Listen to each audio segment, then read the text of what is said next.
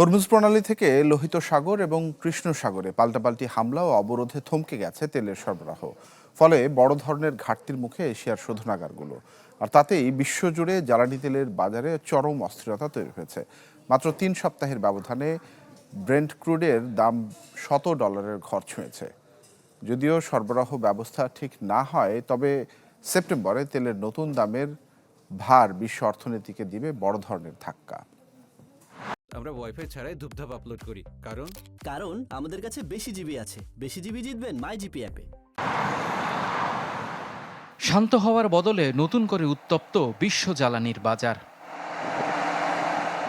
জুলাই শুরুতে যে পথ দিয়ে দিনে ৮০ লাখ ব্যারেল তেল পরিবাহিত হতো, এখন তা নেমেছে ২০ লাখেরও নিচে। ফলে এশিয়ার শোধনাগারগুলো বড় ধরনের ঘাটতির মুখে পড়েছে।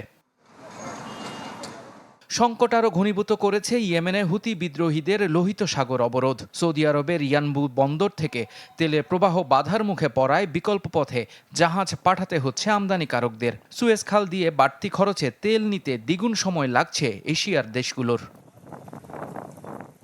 মধ্যপ্রাচ্যের বাইরেও অস্থিরতা ছড়িয়েছে কৃষ্ণ সাগরে। পাইপলাইন টার্মিনালে ইউক্রেনীয় ড্রোন হামলায় থমকে গেছে কাজাখস্তান ও রাশিয়ার তেল সরবরাহ।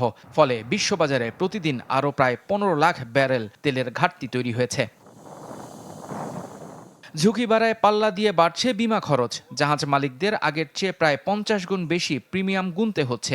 মার্কিন তেলের রিজার্ভ ৪১ বছরের মধ্যে সর্বনিম্ন হওয়ায় পরিস্থিতি সমালোচনার ক্ষমতাও হারিয়েছে। অচল অবস্থা দীর্ঘস্থায়ী হলে বিশ্বব্যাপী জ্বালানি তেলের দাম সাধারণ মানুষের নাগালের বাইরে চলে যাওয়ার আশঙ্কা করছেন বিশ্লেষকরা।